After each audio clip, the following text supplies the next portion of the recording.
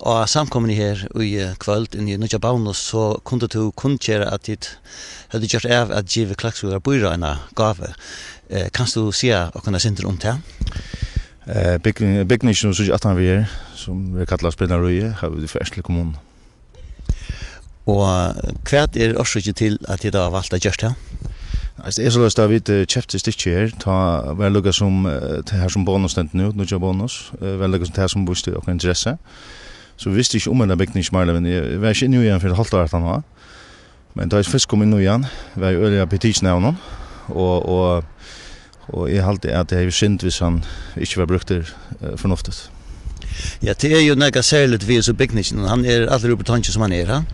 Ja, han hade betanke som han är. Betanke allt som det är. Alltså allt. Han är ju byggt på en tatt krutja. Jag ska inte med klockan och sövn med sig, jag vet men jag finns inte något video om han. Och han är byggt på en tatt krutja kan man inte kunde få fett ut så här allt betanke in. Och tid hade så inte bruk för den byggningen. Väntar du inte att det kunde komma jag finns bruk för den sätten kanske?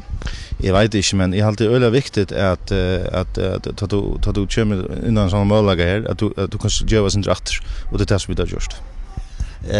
Nu för Grete Magnus Hansen arkitekter från att till döms den första rockkonserten var helt nu just ner byggningen här som så tjocka och flera möter har vi i reisen. Är det utan stil att det inte att byggningen blir brukt i framtiden? Nej, vi där tåsar vi näck vi kommunen så finns Arden.